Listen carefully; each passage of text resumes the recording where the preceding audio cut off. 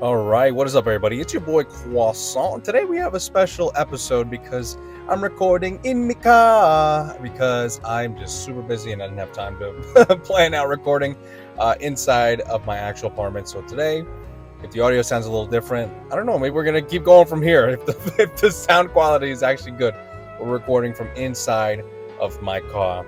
But this past week was filled with a bunch of gaming announcements and trailers. And there were a few games that got me excited and a few more that made me worried about the future of gaming.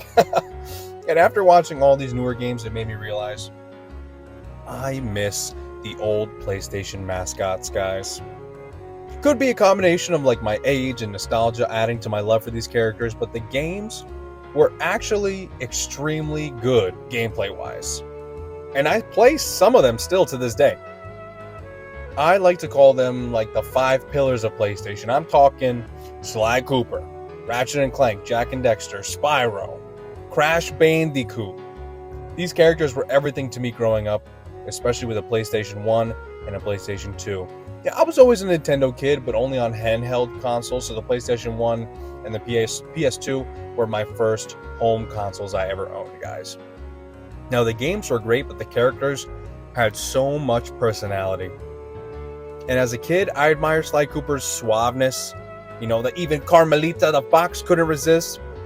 Ratchet & Clank really showed a kid like how important having friends to help you really was, and their friendship was really awesome.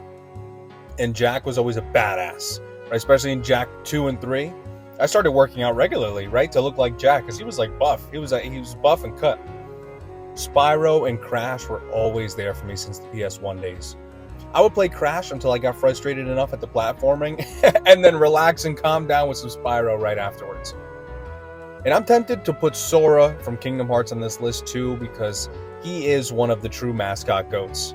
So make it 6 pillars of PlayStation because I had Kingdom Hearts 1 and 2 on PS2 when they came out and I fell in love with the original characters.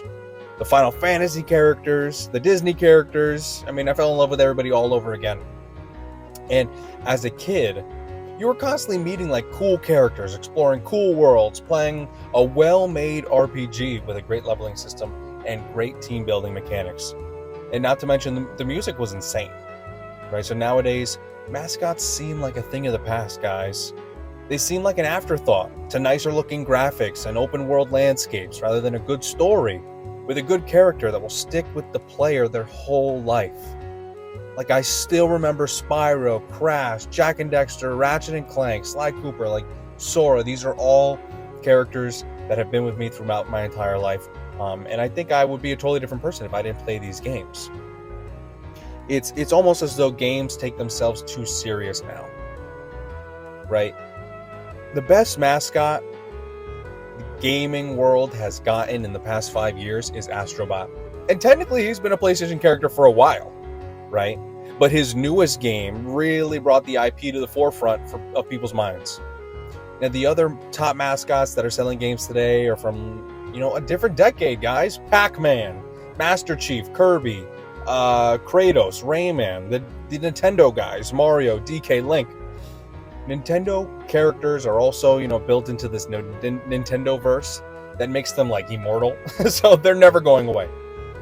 And it feels like the era of the mascot is behind us, unfortunately. Unless they come up with a new Spyro or Crash game, I don't see developers putting in all this time and money to gamble, really, on a new mascot with a purely single-player experience.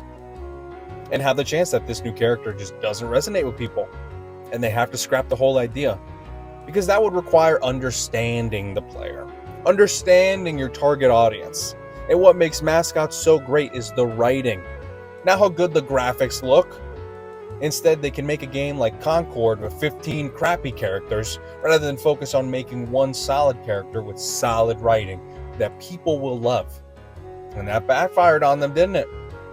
These greedy-ass corporations want more money from live service games, open world games, where you need to play 80 plus hours to beat the main game and only about 30% of it was actually enjoyable. And everything else was just tedious fetch quests, right? But you know what's funny? Astrobot won Game of the Year and was supposed to be a wake-up call to developers. that we miss these epic single-player experiences with mascots we can follow and look forward to seeing them in their next game. Like, I'm excited for Astrobot, the next Astrobot. Concord came out.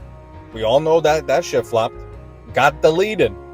Then PlayStation drops Astrobot and they're gaining Game of the Year praise, guys.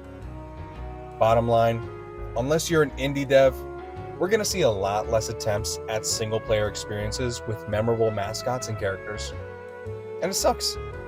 Gaming has become so commercialized almost that companies and investors want to see the line on the graph go up.